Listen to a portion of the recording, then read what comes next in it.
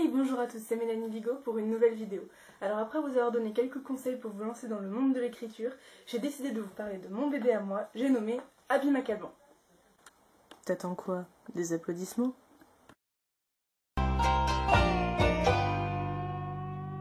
Comme je l'ai dit dans mes autres vidéos, j'ai écrit un livre qui, vous l'aurez sûrement deviné, s'appelle Abby McAlban. Il s'agit du premier tome d'une série de 6 livres et rien que celui-ci fait 547 pages, donc je souhaite bon courage aux futurs lecteurs. Pour la petite histoire, j'ai commencé Abby McAlban le 12 janvier 2010 sur Bloc-Notes et je n'avais aucune idée de ce que j'allais écrire. J'ai dit officiellement parce que avant ça, j'avais écrit au moins 3 versions de Abby McAlban différentes. Elles faisaient toutes moins de 2 pages. Et si je me rappelle bien, dans l'une, il y avait Abby qui devait se battre contre une armée de chaussettes géantes extraterrestres. Je ne suis pas un être ordinaire. Oui, ça c'est sûr, l'un de mes personnages est un zombie qui se mange lui-même. D'ailleurs, j'ai reçu pas mal de critiques là-dessus, des gens qui étaient un peu dégoûtés. Enfin bref, Abby McAlban est mon premier vrai roman. Tous les autres que j'avais commencé avant, je les ai abandonnés lâchement en cours de route.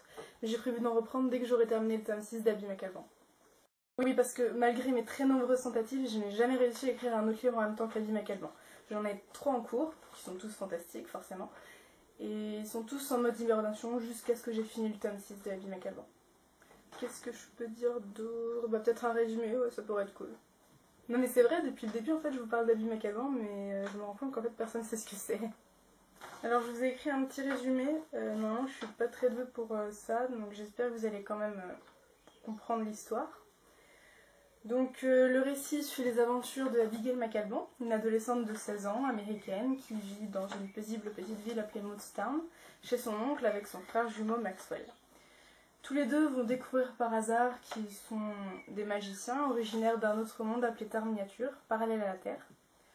Dans ce monde, il y a plein de créatures insolites, des fées, des elfes, des dragons, bien sûr des humains, qui étaient autrefois des magiciens. Mais toute la magie a disparu de ce monde, elle a été retirée par les dieux aux mortels pour empêcher les clans de l'ombre de prendre le pouvoir sur Terre Miniature. Donc les clans de l'ombre, c'est les méchants. Malgré tout ça, il existe une prophétie qui dit que 4 magiciens arriveront un jour sur Terre Miniature pour détruire à jamais les forces de l'ombre et leur chef Lord Angel. Donc Abby et Max se retrouvent obligés de quitter leur appartement après qu'un sorcier des clans de l'ombre ait essayé de les tuer. Et ils se retrouvent donc guidés par Kurt Howard, un adolescent étrange qui vient d'un lycée de magiciens appelé le Adrian's College qui se trouve à 2 pas de chez eux. Dans ce lycée, pas comme les autres, ils vont faire la connaissance de Faniel, une elfe fraîchement débarquée sur Terre, et de Blake Miller, un adolescent qui vient comme eux de Moodstown et qui est également originaire de Terre Miniature et qui comme eux a développé des facultés étranges. Le directeur de cette école, le professeur Howard, va leur expliquer quel rôle ils auront à jouer dans cette guerre entre Lord Angel et les clans de la lumière, ainsi que tout ce qu'ils auront à savoir sur Terre Miniature et sur les clans de l'ombre. À peine ont-ils pu faire connaissance qu'ils sont tous les 4 envoyés avec Kurt Howard dans leur monde d'origine, Terre Miniature, dont ils ne connaissent presque rien. Là-bas, ils vont être accueillis par Aquila Aira, un valeureux guerrier qui a pour mission de leur apprendre à se battre.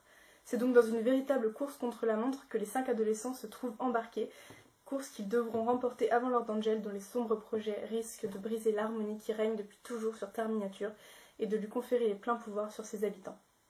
Voilà, je suis pas très douée pour les résumer, mais si vous voulez vraiment en avoir un qui en jette, vous pouvez toujours aller sur mon site, il y a celui que j'ai envoyé aux maisons d'édition. Donc voilà, si j'ai réussi à vous donner envie de connaître la suite de l'histoire, vous pouvez toujours aller acheter Abby McAlban sur mon site. Évidemment, pour ceux qui détestent le fantastique, ce n'est pas pour vous, parce que c'est quand même très perché comme histoire. Sinon, je me dois aussi de faire un commentaire sur la couverture de mon livre. C'est une amie qui l'a faite, et franchement, je m'attendais pas à ce que ce soit aussi bien fait. Donc merci beaucoup.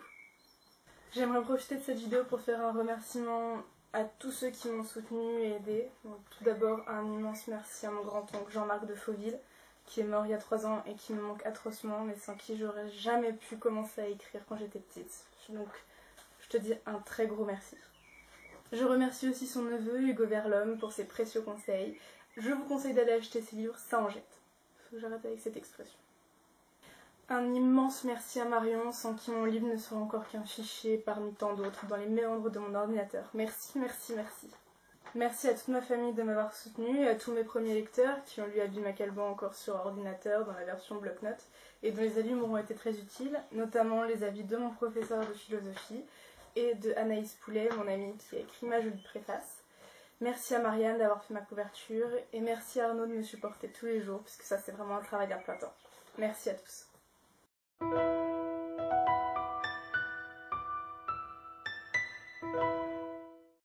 Rendez-vous sur le site de Mélanie, abimacalban.blogspot.com et d'ici là, écrivez bien, les chats vaincront.